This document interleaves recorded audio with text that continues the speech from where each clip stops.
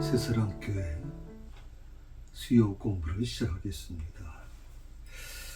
오늘은 17절부터 공부하게 될 겁니다. 17절, 18절, 19절, 20절까지 아마 좀 더 시간 되면 더 할 거고요.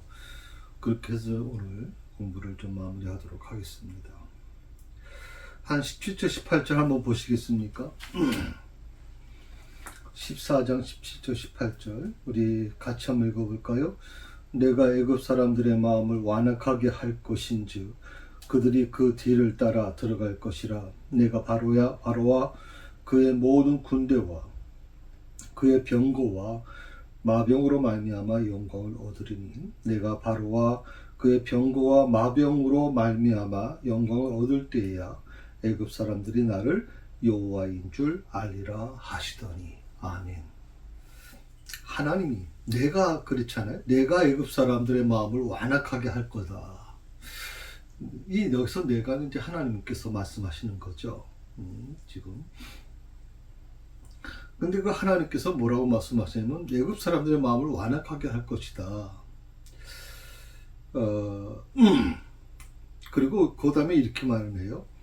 그들이 그 뒤를 따라 들어갈 것이라. 그들 애굽 사람들을 얘기하는, 애굽 군대를 얘기하는 겁니다. 애굽 군대가 이스라엘 백성들이 건너간 그 홍해길을, 홍해 그 바다가 이제 갈라진 그 길을 따라 들어갈 것이다 하는 것입니다.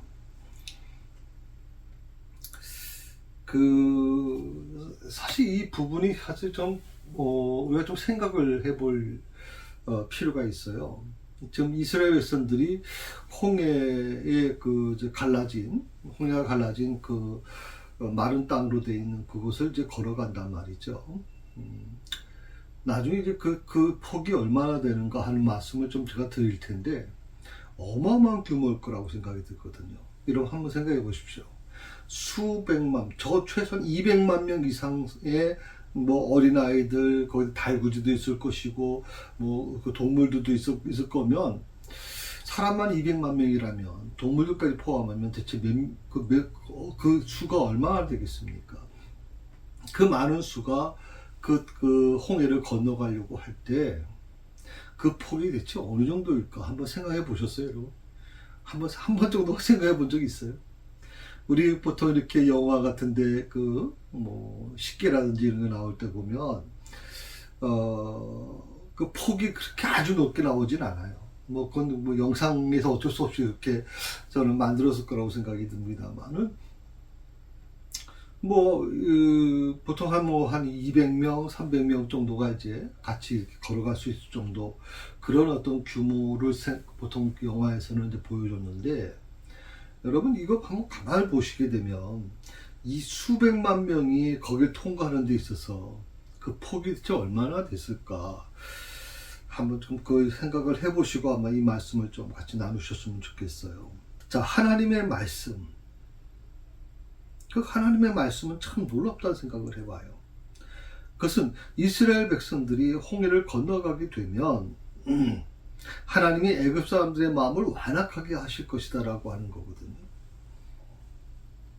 이 정상적인 생각을 갖고 있는 군대라면 또 바로가 정상적인 어떤 상태였다면 그 홍해가 갈라진 그곳을 뛰어든다는 것은 굉장히 어렵습니다, 여러분. 상상을 못할 정도죠. 양옆으로 지금 거대한 물기둥이 막 솟구쳐 있습니다. 이게 이스라엘 백성들은 무사히 건너가고 있지만 그 뒤를 따라서 그 중심에 들어간다는 것은 이건 정말 놀라운 일이거든요. 이건 정말 상상할 수 없는 얘기죠. 이성적인 생각을 갖고 있는 사람은 들어갈 수가 없어요. 거기를 절대 못 들어가요, 여러분. 그런데 오늘 애굽 군인들이 그것을 홍해 안으로 들어갔던 이유가 뭐냐? 그거는 그들이 그렇게 판단해서 간 게 아니에요. 하나님께서 그들의 마음을 완악하게 했다. 저는 이 부분이 굉장히 이 말씀을 준비하면서 많은 생각을 좀 갖게 만들었어요. 특히 그 이스라엘 백성들이 이 홍해라고 하는 것이 그냥 우리 뭐 이스라엘 백성들에게는 이제 홍해 문제 그런 어떤 그 건널 수 없는 아주 위기겠죠. 굉장히 위기고 도저히 그건 넘을 수 없는 벽이라고 생각할 수 있겠죠. 하나님은 그 벽을 넘어뜨리신 거 아닙니까? 그 벽을 깨뜨리신 거 아닙니까? 그리고 그 홍해를 가르셔서 거기에 무사히 통과하게 만드셨단 말이죠. 먼저 하나님께서 말씀해 주시는 것은 먼저 애굽 사람들의 마음을 완악하게 할 것이다. 그러면 그 다음에 애굽 군대가 이스라엘 사람들, 이스라엘 백성들을 따라서 바다로 들어갈 것이다라고 하나님은 말씀하고 계세요. 이 모든 과정이 그냥 자연스럽게 이루어지는 게 아니다. 이 모든 과정이 그냥 어쩌다 보니까 그렇게 뭐 우연적으로 이루어진 게 아니다. 하나님께서 이미 모든 걸 그렇게 준비하셨다라고 말씀하고 계시는 거예요. 하나님께서는요, 홍해 바다를 열었다가 다시 닫는다고 하세요. 이스라엘 백성들이 갈 때는 바다를 여시고 바로의 군대가 애굽인들이 올 때는 바다를 닫으신다는 거예요. 그러니까 이 바다를 열고 닫으시는 분이 누구냐? 하나님이시다라는 걸 분명히 보여주고 있는 거예요. 홍해 바다를 열고 닫을 수 있는 분. 그 말은 다른 말로 하면 뭡니까? 자연 세계. 이 자연에까지도 영향을 미칠 수 있는 분. 이 자연이 순종할 수 있는 분. 마치 예수님의 제자들이 그 거대한 광풍에 이제 배가 배 안으로 물이 들어오고 이제 배가 곧 이제 침몰할 것 같은 두려움을 갖게 되잖아요. 그곳에 예수님께서 함께 같이 계셨는데도 불구하고 예수님의 제자들은 그것도 그들의 직업이 어부 아닙니까? 평생 그렇게 잔뼈가 굵은 그들도 그 광풍 앞에서 아주 고통스러웠거든요. 우리가 죽게 된 것을 돌아보지 않으십니까? 라고 막 애절하게 막 얘기할 정도니까. 그런데 예수님의 말 한마디, 왜 믿음이 없느냐라고 말씀하시면서 바다를 잔잔케 하신단 말이죠. 그 광풍을 잔잔케 하세요. 그때 예수님의 제자들의 그 입에서 나오는 말이 뭐예요? 이분이 대체 어떤 분이냐? 이분이 누구냐 대체? 아니, 그분은 모르시겠어요, 여러분? 예수님의 제자들이 그분을 모르겠어요? 본인들의 스승님이신데. 예수님이잖아요. 근데 그들은 그 자연 세계를 그 광풍을, 그 어마어마한 그 폭풍을 잠재우시는, 말씀 한마디로 잠재우시는 그 예수님의 모습을 보고 기겁을 해요. 이분이 대체 누구신가? 라고 묻고 있어요. 그래서 우리가 기억해야 될 것은 내가 믿는 하나님은 어떤 분이시냐? 홍해 바다를 열었다가 다시 닫게 하시는 분이다. 전 이것을 뭐라고 표현하냐면 역사의 주인이시다라고 말씀드리고 싶습니다. 역사의 주인이시다. 내가 믿는 하나님은 역사의 주인이신 분이다. 전 이거 굉장히 중요하다고 생각해요. 모든 것을 열고 닫으실 수 있는 분. 이스라엘 백성들이 갈 때는 바다를 여시고 애굽인이 올 때는 바다를 닫으시는 분. 하나님의 마음대로 행하실 수 있는 분. 그 하나님이 홍해를 가르시기도 하고 홍해를 닫기도 할 수 있는 분. 믿음으로 사는 이스라엘 백성들은 구원하시고 불순종하는 애굽 사람들은 심판하시는 하나님.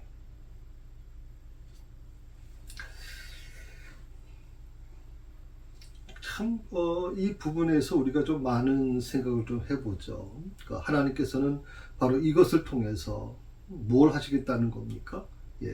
여호와가 하나님이신 것을 드러내시겠다는 거예요. 홍해가 갈라지고 그 홍해가 갈라진 곳에서 이스라엘 백성들을 하나님이 선택하신 이스라엘 백성들은 무사히 단 한 명도, 단 한 마리의 양도 상하지 않고 다 건너가고, 놀랍게도 그걸 따라 들어왔던 이 애굽의 최정예 그 군대가 그 홍해 안에서 완전히 잠겨버리거든요. 그걸 통해서 하나님께서 뭘 나타내시는 거냐? 여호와가 하나님이시다. 이스라엘 백성들이 믿는 하나님이 진짜 하나님이시다라는 걸 드러내고 싶으신 거예요. 하나님이 천지와 물의 주관자로 당신을 드러내신다는 거예요.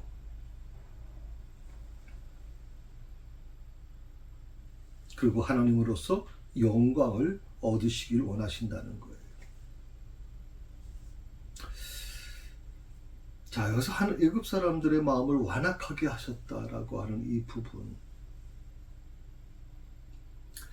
여기서 하나님께서 일부러 애굽 사람들이 마음이 그게 아닌데, 마음은 원래 바탕이 선한데, 그래 우리 뭐 보통 얘기하지 않습니까? 사람은 태어날 때부터 선하게 태어나. 그렇게 우리가 얘기하죠. 선하게, 사람 누구나 다 마음은 선해라고 생각을 한단 말이죠. 뭐 그 말이 완전히 틀린 말은 아닙니다. 우리는 하나님의 형상을 받고 태어난 사람들이니까. 그런데 여기서 우리가 한 가지 기억해야 될 게 뭐냐면, 하나님께서 이 애굽 사람들의 마음을 완악하게 하신다라고 하는 이 부분에서 우리가 좀 더 신중하게 한번 이걸 접근해 보면, 하나님께서 막 선한 사람, 착한 사람을 완전히 그렇게 악한 사람으로 만들어내는 거냐? 그렇지는 않다는 겁니다. 그들 속에는 이미 악함이 존재하고 있다는 거죠. 사람의 마음 속에는 선함과 악함이 동시에 존재하고 있어요. 그것이 우리가 살아가면서 여러 가지 뭐 도덕적인 거, 여러 가지 교육적인 것을 보면서 또 예의를 배우고 또 학습을 하면서 점점점 악한 것은 가급적이면 우리 안에서 좀 잠재우고 선한 것을 좀 드러내는 것뿐이지, 우리 안에는 선과 악이 공존하고 있단 말이죠. 그러니까 오늘 하나님께서 오늘 애굽 사람들의 마음을 완악하게 하셨다는 것은 그들의 마음에 있는 이 선함과 악함 속에 있는 이 부분에서 그들이 그 악한 것을 생각하는 것을 하나님이 방치해 두셨다 이 말이에요. 특별히 애굽 사람들이, 애굽 군대가 이스라엘 사람들 따라서 바다에 들어갈 것이라고 말씀하시는 이 과정에는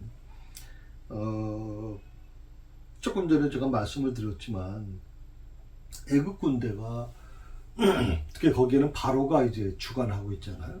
바로가 10가지 재앙을 경험하지 않습니까? 장자의 죽음까지 경험하고 따라온 사람 아니에요? 그럼 가장 두려워하는 게 바로 이 10가지 재앙이었지 않습니까? 그 10가지 재앙으로 인해서 지금 애굽이 지금 초토화됐고 그동안 풍요했던 모든 세계를 지배했던 애굽의 권위는 다 무너져 버렸거든요. 그 원망과 또 그 분노가 지금 이스라엘 백성들은 따라오게 된 건데, 결국에는요, 이 홍해가 갈라진 것을 안으로 들어가는 과정에서 놀랍게도 하나님은 애굽 군대의 눈을 가려버려요. 눈을 가리시겠다는 거예요. 이스라엘 백성들을 따라서라고 하는 말은. 그들이 조금만 한번 생각해 보면 방금 전에 10가지 재앙을 경험했고 그것이 얼마나 무섭다는 걸 그들이 모를 리가 없어요. 이스라엘 백성들에게는 하나님이 구름기둥과 불기둥으로 함께 하시고, 이스라엘 백성들에게는 10가지 재앙을 통해서 그들을 구원해 내셨다는 걸 그들이 바로 입에서도 그건 고백할 수밖에 없는 거거든요. 그런데 그들이 미치지 않고서야 어떻게 그 홍해 안에 들어갈 수 있겠어요, 여러분? 양옆에 넘실거리고 있는 그런 물기둥이 있는 그곳에 어떻게 그들이 발을 들여놓겠어요? 또 하나 문제는 뭐냐면, 제가 지난주에 한번 말씀을 드렸어요. 홍해가 갈라졌을 때 거기에 마른 땅과 같았다라고 말씀을 드렸잖아요. 원래 우리가 이제 뭐 지방에서 이제 물이 갈라지는 경우가 있잖아요. 그래서 섬과 섬 사이에 물이 갈라져서 길이 나는 경우가 있잖아요. 그때도 여러분 가서 보시게 되면 거기는 바닷물이 묻어 있어요. 물이 묻혀 있고 거기에는 아무래도 물 속에 다 가려져 있다 보니까, 물에 담겨져 있다 보니까 어떻게 보면 그 땅이 좀 이렇게 그렇게 좀 이렇게 단단하지 않은 경우가 많이 있어요. 지금 이스라엘 백성들은 뭐 그래봤자 아마 달구지 정도겠죠. 그러나 애국 군대는 뭡니까? 전차와 같은 거예요. 전쟁에서 쓰는 말과 또 이 마차, 이런 것들입니다. 중장비 그럼. 그 무거운 장비를 가지고 그 안에 들어간다는 거, 이거 여러분 한번 생각해 보십시오. 진흙바닥과 같은 것이라면, 아직도 물이 빠지긴 빠졌지만 바닥을 뭐 척벅척벅거리는 그런 것이었다면 그들이 거길 들어갈 수 있겠습니까? 못 들어가죠. 들어가도 여러분 그 장비가 들어가서 거동하지도 못할 겁니다. 근데 그들이 거침없이 거길 들어갔던 이유 중에 하나가 뭐예요? 아이러니컬하게도 처음에 말씀드린 것처럼 그 바닥이 마른 땅과 같았다라고 얘기하는 거예요. 이건 단순히 자연적인 현상이 아니죠. 마른 땅과 같은 것이 방금 전에 그 물이 갈라졌는데, 물이 바다가 갈라졌는데 거기에 어떻게 마른 땅이 될 수 있겠습니까? 이건 하나님께서 하시는 거예요. 계속 바람을 부셨다는 것은 그만큼 땅을 마르게 만들었다는 뜻이 있기 때문에 그렇습니다. 다시 말씀드립니다. 역사의 주관자는 바로 하나님이시다. 그것을 열고 닫으시는 분도 바로 하나님이시다. 내 인생을 열고 닫을 수 있는 분도 하나님이시다. 내 자녀의 인생의 문을 열 수 있는 분도 하나님이시고 닫게 하시는 분도 하나님이시다. 그러니까 내가 뭘 어떻게 하겠다 생각하시면 안 돼요, 여러분. 내가 자식을 잘 키웠다. 저도 마찬가지입니다만은 지난주에 이제 그 번호대학교 6주년 이제 집회 제가 다녀왔습니다만, 그 교회에서 우리 큰아이 남군 목사 이제 유학을 가는 과정에서 많은 도움을 주신 것도 사실이거든요. 어떻게 보면 사람들이 볼 때는 정말 자녀를 잘 키우셨습니다 이렇게 얘기할지 모르겠지만, 저는 그 과정이 내 힘으로 이루어진, 우리 부모의 힘으로 이루어진 게 아니라고 하는 것을 너무 잘 알아요. 왜냐하면 저희가 할 수 있는 게 한계가 있었거든요. 여러분 생각해보세요. 기초교회 목사가 뭘 할 수 있겠어요? 기초교회 목사가 또 이 처한리에서 과연 뭘 할 수 있을까요? 제대로 된 학원 하나 없는 이곳에서 과연 내가 뭘 할 수 있었겠습니까? 저는 그렇게 말씀을 드려요. 하나님이 하셨어요. 하나님이 역사를 주관하셨어요. 우리 남군 목사의 하나님께서 함께 해주셔서 길을 열어주셨어요. 저는 우리 남욱 전사를 하나님께서 인도해 주실 거라고 믿어요. 지금 당장이 아니지라도 하나님의 때에 하나님께서 원하시는 것을 이루어 가실 거라고 저는 믿습니다. 왜? 열고 닫게 하시는 분이 하나님이시니까. 그러니까 지금 어떤 문제가 있으면 그 문제에 집착하지 마세요. 그 문제를 해결할 수 있는 분도 하나님이시고, 그 문제를 닫으시는 분도 하나님이시란 말이에요. 그렇기 때문에 그 속에서 내가 어떻게 하나님의 뜻을 받아들이고 순종하느냐 하는 것이 더 중요한 문제다. 그렇게 말씀드릴 수가 있습니다. 여기서 특별히 하나님께서 그 바로와 그 군사들의 마음을 강팍하게 되는 대로 그냥 내버려 두셨다라고 하는 것은, 제가 지난번에 방금 전에 말씀드린 것처럼 하나님께서 일부러 선한 마음을 가지고 있는 애국 군대를 그런 식으로 몰아가서 그들을 그렇게 참혹하게 죽음으로 몰아갔다라고 하는, 그래서 하나님이 과연 선하신 하나님이냐, 하나님이 어떻게 그럴 수 있느냐라고 하는 의문을 제기하는 분들에게 분명히 오늘 말씀은 그렇게 얘기합니다. 하나님께서 바로와 그 군사들의 마음을 강팍하게 되는 대로 그냥 내버려 두셨다라고 말씀하시는 거예요. 이미 그 안에, 마음속 안에, 그들의 마음 안에는 이미 악한 것이 이미 가득했기 때문에 그 마음이 강팍해지는 것을 하나님이 막지 않으셨다라고 하는 거죠. 우리가 보통 얘기합니다. 악인이 잘 되고, 우리가 잠언서에도 이렇게 나오고 전도서에도 나옵니다만, 악인이 잘 되고 왜 선한 사람이 안 되는 것일까요? 묻잖아요, 하나님께. 왜 악한 사람들은 잘 되고 선한 사람들은 잘 안 될까요? 착한 사람들은 왜 자꾸만 일이 잘 안 될까요? 신앙이 없고 교회 안 다니는 사람들은 오히려 형통한데 왜 교회 다니면서 정말 주님을 사랑하는 사람은 저렇게까지 지지리하게 못 사는 것일까요? 사업을 해도 잘 안 되고, 왜 직장 생활도 제대로 안 되고, 왜 또 그분들은 뭐 그렇게 뭐 술을 많이 드시는 것도 아니고 담배를 많이 피시는 것도 아닌데도 불구하고 왜 이렇게 건강은 어려워가지고 힘들어하고 계실까요? 오히려 세상 사람들은, 하나님을 모르는 사람들은 더 잘 살고 있는 것 같은데 왜 그럴까요? 라고 하는 이 물음에 대한 설명이 오늘 이 17절 18절에 나오는 저는 말씀이라고 생각을 합니다. 그건 간단한 거예요. 애국 군인들이 애국 군대로 하여금 이스라엘을 따라, 선택된 선민 이스라엘을 따라 홍해 바닷길로 들어오게 만들기 위해서입니다. 제 잘난 맛에 산 것 같아요. 내가 노력해서, 내가 능력이 있어서 그렇게 성공한 것 같아요. 그런데 그것은 하나님이 아까 말씀드린 것처럼 역사를 열 수도 있고 닫기도 하시는 분이라면, 역사를 주관하고 계시는 분이라고 하면 결국에는 그 모든 형통한 것들이 계속 앞으로도 계속 갈 거라고 생각하는 것은 착각이에요. 결국 그 애국 군대가 아주 자신 있게 그 홍해길로 들어왔잖아요. 그러니까 그것은 그들의 마음을 강팍하게 하나님이 내버려 두셨기 때문에 가능한 거다. 제정신이 아니고서야 거기 들어올 리가 없죠. 이스라엘 백성들은 죽으면 죽으리라 작정했기 때문에 들어갈 수밖에 없었지만, 그 길만이 살 길이라고 생각했고, 또 하나님이 모세를 통해서 또 하나님께서 구름기둥과 불기둥으로 그들에게 증거를 보여주셨기 때문에 어쩔 수 없는 길이었어요. 어쩔 수 없는 길. 좋든 싫든 간에 거기 들어갈 수밖에 없어요, 여러분. 왜? 뒤에 바로 군대가 쫓아오는데. 그러나 이 바로의 군대 입장에서는 선택권이 있잖아요. 들어갈 수도 있고 안 들어갈 수도 있잖아요.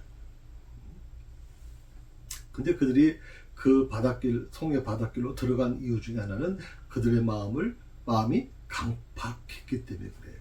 강팍했기 때문에.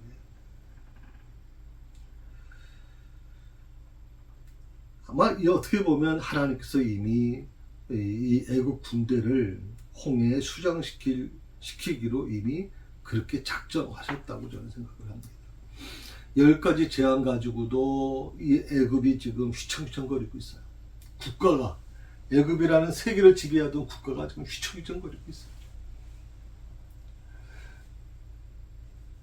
그런데 이 애굽을 지탱하고 있는, 애굽을 지키는 이 최종의 용사, 최종의 군인들이 지금 바다에서, 홍해 바다에 다 수장된다고 생각을 해보세요. 지금 애굽이 어떻게 될 것인가? 하나님의 능력이 나타날 때야 비로소 그 애굽 사람들만이 아니죠. 애굽을 두려워하고 애굽을 좀 우상시 생각했던 그 주변의 모든 나라나 부족들이 이스라엘 신이 여호와이심을 깨닫게 될 거다.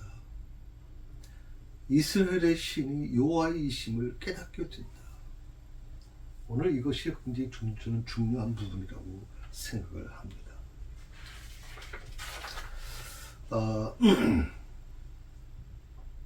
19절, 20절 있는 말씀을 좀 한번 보십시다. 19절, 20절입니다. 같이 읽습니다. 이스라엘 진 앞에 가던 하나님의 사자가 그들의 뒤로 옮겨가며 구름 기둥도 앞에서 그 뒤로 옮겨 애굽 진과 이스라엘 진 사이에 이르러 서니 저쪽에는 구름과 흑암이 있고 이쪽에는 밤이 밝음으로 밤새도록 저쪽이 이쪽에 가까이 못하였더라. 여기서 이제 하나님의 사자라고 얘기했죠. 하나님의 사자가 그들의 뒤에 옮겨졌다. 이 하나님의 사자라고 하는 것에 대한 여러 가지 있을 겁니다. 천사라고 얘기하는 분도 있을 수 있고, 근데 하나님의 사자라는 표현을 쓴 걸 보면 구약 시대에 활동하신 성자 예수 그리스도일 수 있지 않겠나 하는 생각을 해봅니다.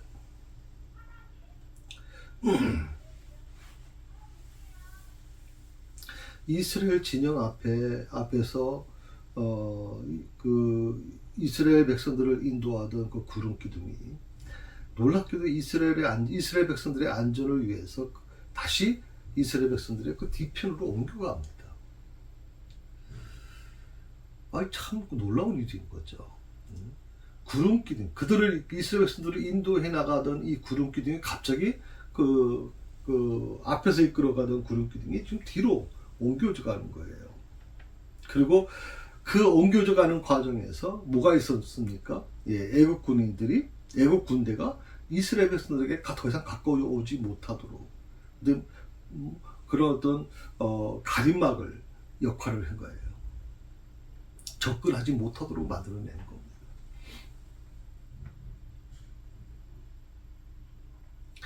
그러니까 구름으로 인해서 애국 군대 쪽에는 캄캄한 밤이 되었을 것이고요. 그 캄캄한 밤이 되니까 뭐 진행하기 어려웠을 거라고 생각이 들어요. 참 이 부분을 보면 하나님께서 만들어 가시는 이 역사는 놀라운 거라고 생각을 하거든요. 멀쩡한 대낮에 하나님께서 구름 기둥을 보내셔서 그 구름 기둥이 어떤 겁니까? 이스라엘 백성들을 그 더위로부터 막아주셨고 그 이스라엘 백성들을 보호하는 보호막이었잖아요. 그 보호막을 제 앞에 서 있던 보호막을 뒤편으로 옮겨주면서 애국 군대를 좀 덮어버렸어요. 근데 애국 군대는 그 구름 기둥이 덮어버리니까 마치 밤처럼 어두워졌단 말이죠. 그러니까 여러분 아시는 것처럼 이제 이스라엘 백성들하고 다르게 애국 군대는 조직적인 군대 아닙니까? 그 군대가 움직여 나가는 데 있어서 앞이 제대로 잘 보이지 않았을 때 어떻게 할 수가 없는 경우가 될 수밖에 없지 않겠나 생각이 듭니다.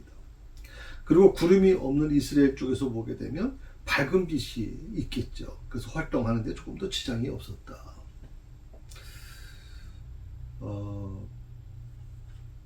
그러니까 이 구름 기둥의 역할이 저는 굉장히 중요하다고 생각해요. 구름 기둥과 불 기둥이라고 하는 게 이스라엘 백성들 앞에서 그냥 기둥처럼 되어 있는 그런 개념이 아니라 그것은 뭐예요? 이스라엘을 전체 덮어버린 거예요. 멀리서 봤을 때는 기둥과 같은데 이스라엘 백성 수백만 명을 덮어버리는 그 붉은색으로 막 덮어버리는 게 불기둥이고 그리고 그 구름과 같이 그들을 덮어버리는 그 기둥, 멀리서 볼 때는 기둥이지만 구름 기둥과 같은 그것이 이스라엘 백성들이 볼 때는 그 햇빛을 막아주고 그리고 제대로 주변 밖에를 잘 보지 못하는 경우가 있을 수밖에 없어요.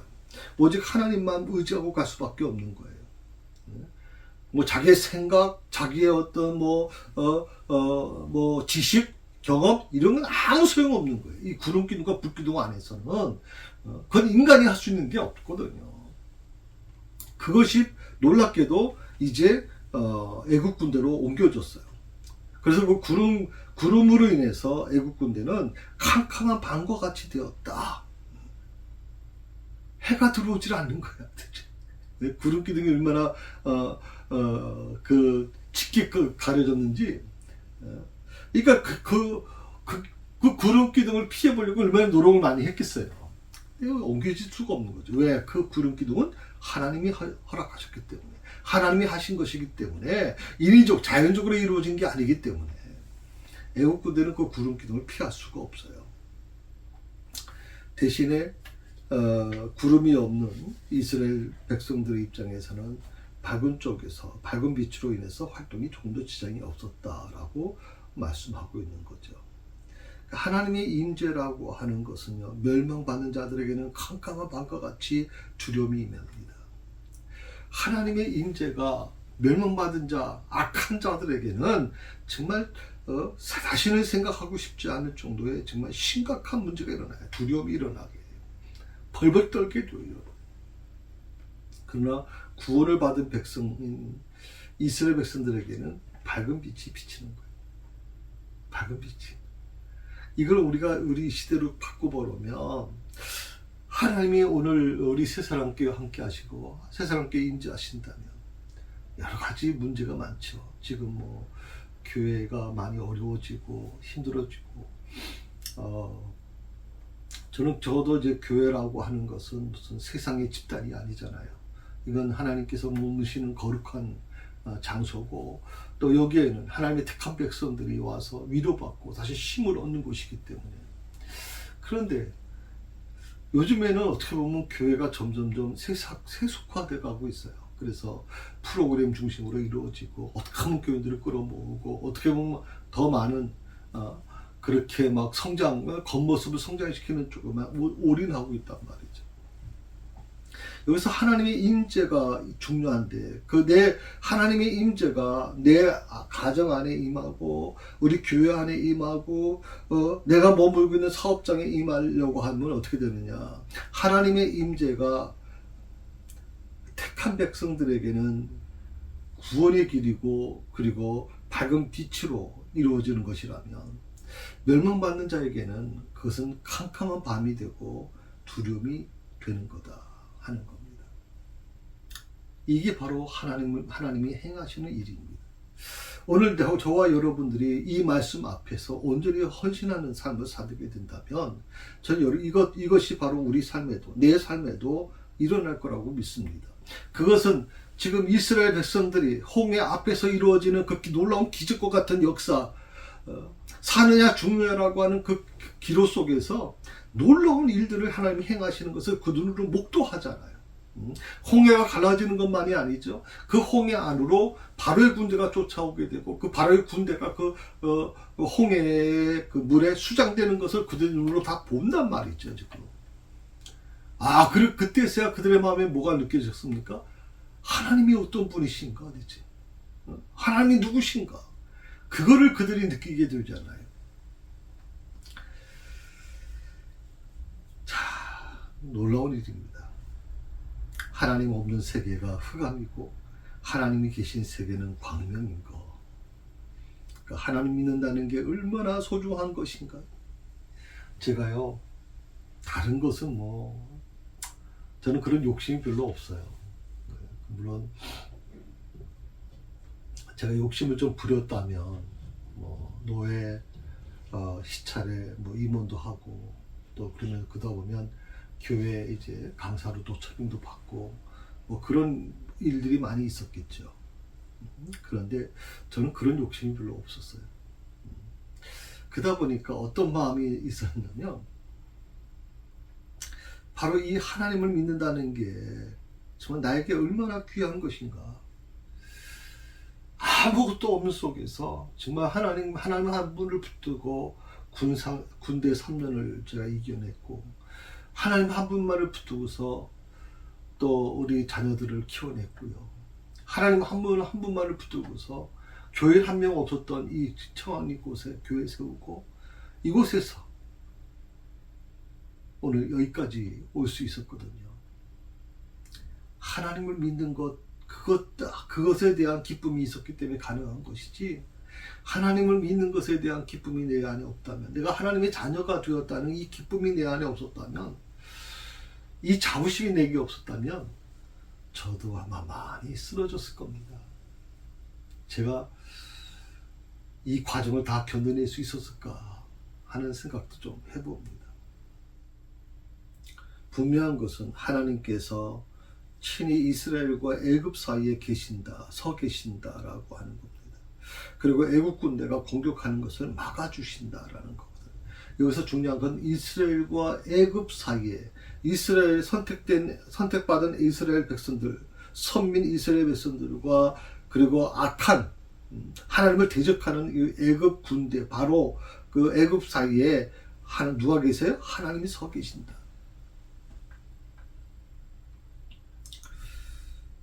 저는 이걸 좀 이렇게 바꿔 말씀드리려고 합니다. 부부 사이에 여러 가지 갈등도 있고 부부 사이에 여러 가지 어려운 문제가 있죠. 지난주에 제가 한번 예화를 들면서 이런 말씀을 한번 드렸어요. 본원제교회에서 설교하면서 결혼 60년을 맞이하신 분이 계시다. 그래서 80세니까 두 분 다 이제 80세니까 그러면 20살에 결혼한, 철없을 때 결혼한 건데 60년을 살았단 말이죠. 그리고 60년을 사신 분의 입에서, 남편의 입에서 내 아내 정말 고맙습니다라고 얘기하거든요. 나를 믿어준 거. 저는 제일 먼저 그 말이 나왔어요. 나를 믿어준 것이 너무 고맙다.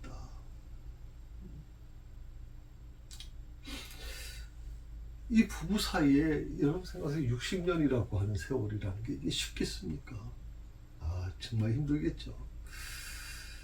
어떻게 보면 부부 사이에 이 조절할 수 있는 능력이 뭐가 있을까? 그래서 오늘 저는 이 말씀을 도입을 해요. 이스라엘과 애굽 사이에 하나님이 계신 것처럼 나와 내 아내 사이에 우리 하나님이 계시다면, 내가 하나님을 통해서 내 아내를 바라보고 하나님을 통해서 내 남편을 바라볼 수만 있다면 어떤 일이 일어날까? 하나님께서 필요하실 때는 구름 기둥으로, 하나님께서 필요할 때는 불 기둥으로 인도해 나가시지 않겠어요? 두 사람 사이에 여러 가지 하나가 되지 못하고 여러 가지 어려움이 있다 할지라도, 여러 가지 성격적인 결함도 있고 도저히 용서할 수 없는 문제가 있다 할지라도 하나님의 눈으로 보기 시작하면 놀라운 일들이 좀 일어날 거라고 봅니다. 부모 자녀 사이에도 마찬가지입니다. 정말 내 눈으로 보면, 내 육신적인 눈으로 보면 내 자녀가 정말 용서가 안 돼요. 정말 어떻게 저런 아이가 태어나가지고 저렇게 내 마음을 힘들게 하는가 대체. 그런데 주님의 눈으로 보면 어떻게 될까요? 그 아이를 내게 주신 이유가 분명히 하나님이 있을 거 아니에요.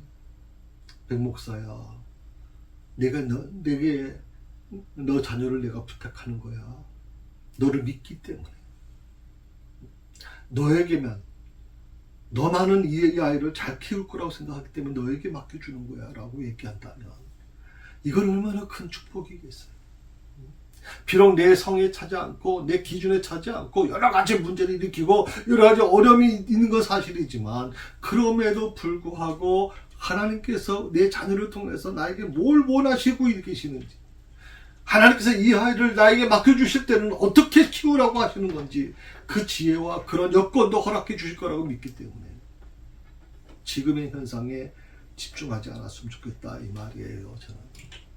그래서 또 하나는 뭡니까? 뭐 고부 사이도 마찬가지고, 또 교회에서는 또 목사와 교인 사이에도 마찬가지입니다. 이런 것들이 서로 간에 여러 가지 갈등과 어려움이 존재하는 거죠. 사람과 사람이 같이 살아가는데 왜 어려움이 없겠습니까? 다 어려움은 존재하게 되는 거죠. 그럼에도 불구하고 우리가 한 가지 분명한 것은요, 며느리와 시어머니 사이, 또 목사와 교인 사이, 부모와 자녀 사이, 또 남편과 아내 사이, 그 모든 사이에 누가 계시느냐? 하나님이 계신다. 하나님이 서 계신다. 하나님께서 구름기둥과 불기둥으로 두 사이를 조정하고 계시다라고 하는 것을 여러분 믿음으로 바라보셨으면 좋겠습니다. 애국 군대가 공격하는 것을 막아주신 것처럼 하나님께서 의로운 자를 지켜주실 거라고 저는 믿습니다. 하나님은 구름기둥과 불기둥으로 밤새도록 이스라엘을 애굽 사람에서 보호해 주셨거든요. 밤새도록. 그 밤새도록 하나님이 지켜주시는 과정에서 이스라엘 선들은 그 믿음이 점점점 성장했을 거라고 생각이 듭니다. 그리고 이런 결론에 도달하게 되죠. 하나님은 믿음으로 사는 자를 결코 외면하지 않으신다. 하나님은 불기둥과 같은 불기둥으로, 구름기둥으로 보호해 주신다. 아멘. 그렇습니다. 그런 하나님을 믿는 우리들은 참 복된 삶이라고 저는 생각을 합니다. 여러분, 우리 모두가 다 그런 은혜를 경험하기를 바라고요. 내가 지금 어디에 있는가 하는 것에 대해서 한번 좀 신중하게 여러분 다시 한번 돌아보셨으면 좋겠습니다. 22절부터 21절, 22절에 있는 말씀인데 잠깐 하다가 아마 이것은 다음 주로 한번 더 넘어가야 될 것 같기도 합니다. 한번 21절, 22절에 있는 말씀을 한번 읽어봅시다. 모세가 바다 위로 손을 내밀매 여호와께서 큰 동풍이 밤새도록 바닷물을 물러가게 하시니 물이 갈라져 바다가 마른 땅이 된지라. 이스라엘 자손이 바다 가운데를 육지로 걸어가고 물은 그들의 좌우에 벽이 되니. 벽이 되었다. 모세가 바다에 손을 내밀었다. 그러니까 가만히 있으니까 하나님께서 아무렇게나 다 하나님이 뜻대로 다 알아서 하셨어요 라고 보통 우리가 얘기하는데 그게 아니다 이거죠. 모세가 바다 위로 손을 내밀었다. 그럴 때 어떤 일이 일어나냐? 여호와께서, 하나님께서 큰 동풍이 밤새도록 바닷물을 물러가게 하셨다. 밤새도록. 물론 동풍을 끌어오신 그런 거. 물론 하나님께서 갑자기 없던 동풍을 만들어내실 수도 있겠지만, 뭐 여기서 동풍이 왔다는 것은 자연적인 일일 수도 있습니다. 하나님께서 그 동풍의 방향을 이쪽으로 전환시킬 수도 있습니다. 그래서 여기서 또 밤새도록이라는 말이 나오거든요. 밤새도록. 뭐 한두 시간 하다가 끝나는 게 아니라 밤이 새도록 이 동풍이 불었다. 그래서 바닷물을 물러가게 하셨다. 얼마나 이 동풍이 강하게 불었으면 바닷물이 갈라질 수 있을까요?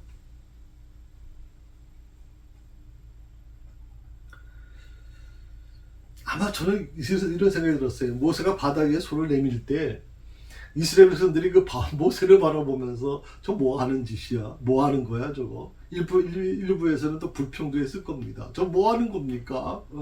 바다에 손을 얹는다고 손을 내민다고 뭐가 달라지는데? 그런데 동풍이 불어요. 근데 순간적으로 모세가 손을 내밀자마자, 홍해를 향해 손을 내밀자마자 갑자기 그냥 홍해가 쫙 갈라졌으면 그 영광은 모세가 받았겠죠.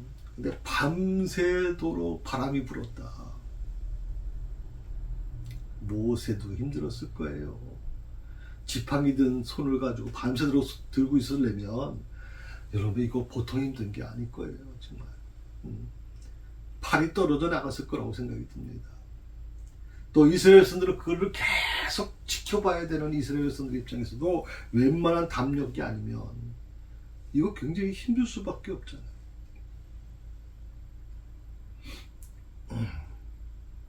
그리고 그렇게 결론적으로 얘기하죠. 물이 갈라져 바다가 마른 땅이 되었다.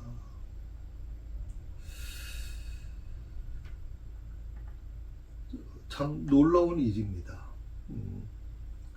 계속 제가 이 마른 땅에 대한 말씀을 좀 드리고 있습니다만은, 그렇기 때문에 이 마른 땅이 됐기 때문에 이제 바로의 군대가 쫓아올 수 있었죠. 그 철갑 기대 그 군대가 그 마른 땅이기 때문에 거길 들어올 수 있었지, 진흙과 같은 곳이었다면 절대 못 들어오죠. 이제 그런 부분들을 하나님이 이미 다 준비하고 계셨다라고 하는 것입니다. 자, 어떻게 보면 그렇죠. 이 드라마틱합니다.